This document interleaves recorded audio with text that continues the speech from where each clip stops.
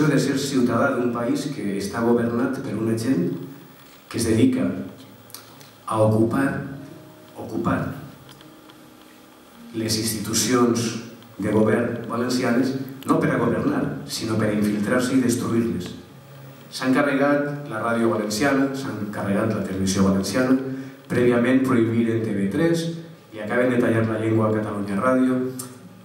Han aconseguit que el mapa sonor del País Valencià estigui totalment colonitzat pel castellà.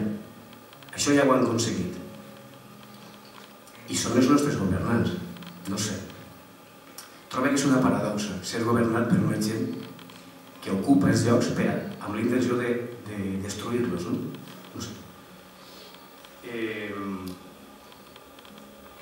El següent que faran, que ja estan començant, el mapa sonor ja està totalment espanyolitzat. Sembla que el següent serà carregar-se a l'Acadèmia Valenciana de la Llengua.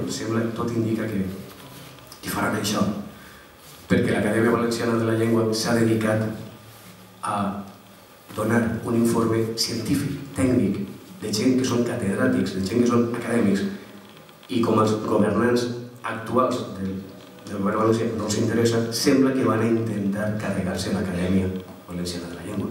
Segurament després, si poden, se carregaran en si l'autonomia.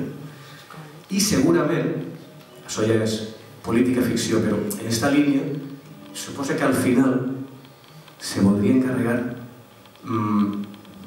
la Generalitat i la pròpia existència de la nostra cultura.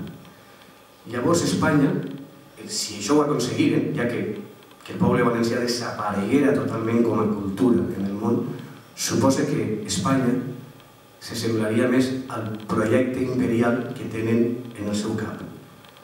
Però això que és dur per a un poble, i a ningú li agrada ser governat per gent així,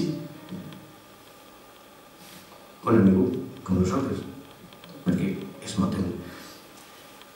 Però a cap país li agrada ser governat per gent que se vol carregar a la pròpia societat. Suposa que el bo és que són descarat. Cada vegada n'hi ha menys gent que se creu a Rita Barberá quan diu «Valencianos, hay que defender nuestra lengua». Això és al·lucinant, que és el nostre, que no regalarà la seva mort, lluitarem fins al final. I les nostres armes seran la cultura. Concretament, les meues com a cantautor i les de Borja com a músic. Les nostres armes són la música i la poesia. Una cançó que es diu «Perquè soc pobre».